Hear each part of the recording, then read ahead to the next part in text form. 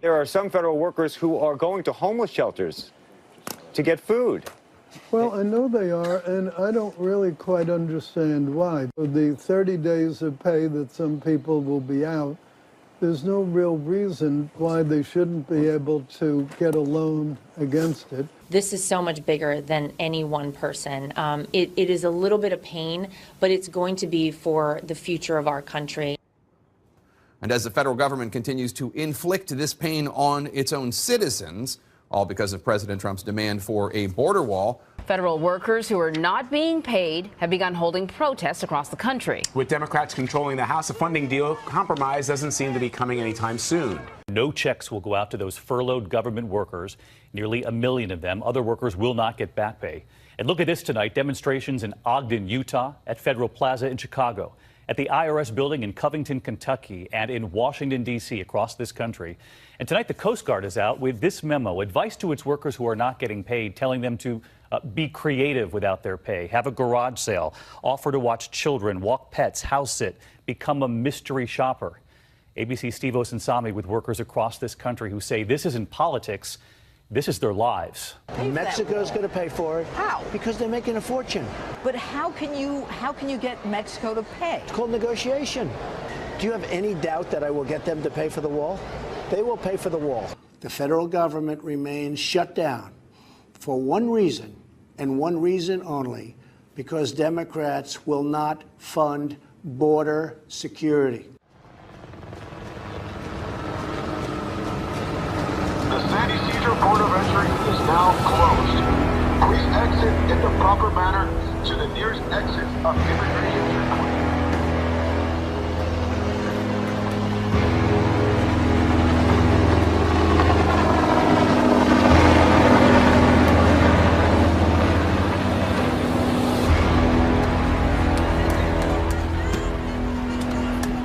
The San Ysidro Port of Entry is now closed.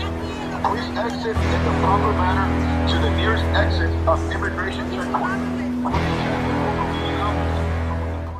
Let's find out what's happening right now with lawmakers and these bills to reopen the government. Chief Congressional Correspondent Mike Emanuel is on Capitol Hill tonight. Good evening, Mike. Brett, good evening. Once there's an agreement, things move very quickly here on Capitol Hill. This bill has cleared the Senate, should pass the House very soon, and then be sent up to the president to sign to get furloughed feds back to work. When he said he would take responsibility for a shutdown. I will take the mantle. I will be the one to shut it down. I'm not going to blame you for it. Pelosi says even without a deal, House Democrats will take action Thursday to end the shutdown when they take control of the House. We begin this morning with the reopening of the federal government. President Trump and Congress reached an agreement last night to end the 35-day partial government shutdown for at least 3 weeks. The deal provides a window until mid-February for negotiations on border security. It also means that more than 750,000 federal workers will get paid for the first time in more than a month. Nicole Killian is at the White House with the latest. Nicole, good morning. Good morning to you, Anthony. And late last night, President Trump signed that bill to reopen the federal government, but it doesn't include money for the border wall. And some Republicans are criticizing the move as a concession to Democrats. But in a tweet, the president denied he caved in. In a short while, I will sign a bill to open our government for 3 weeks until February 15th. I will make sure that all employees receive their back pay very quickly or as soon as possible. It'll happen fast. I am asking Senate Majority Leader Mitch McConnell to put this proposal on the floor immediately.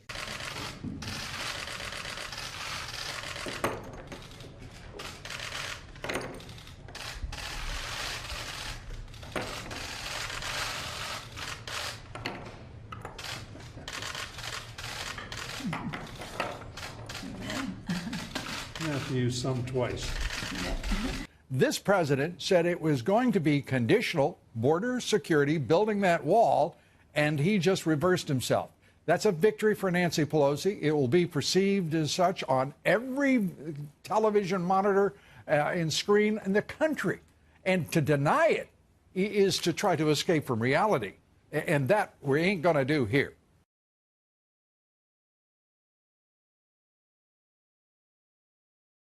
the threat of another government shutdown remains. If we don't get a fair deal from Congress, the government will either shut down on February 15th again, or I will use the powers afforded to me under the laws and the Constitution of the United States to address this emergency. I think we have a chance, yeah. I think we have a good chance. We're going to work with the Democrats, we're going to see. And if we can't do that, then we'll do, obviously, we're going to do the emergency, because that's what it is. It's a national emergency. These are Hispanic pastors and reverends and ministers, and they understand better than anybody. It's an emergency. It's a humanitarian emergency. Absolutely. And we are going to take care of our border. It's going to be done. And crime is going to go down throughout our whole country, not just at the border. And the border is the least of it. It's what comes in through the border and permeates throughout the whole country. And you're going to see drugs drop way down, because a big percentage come in through the border. You will see drugs way down. You're going to see crime go way down. So we're going to do it, and we're doing well, and I really appreciate your being here. Thank you. Thank you all very much.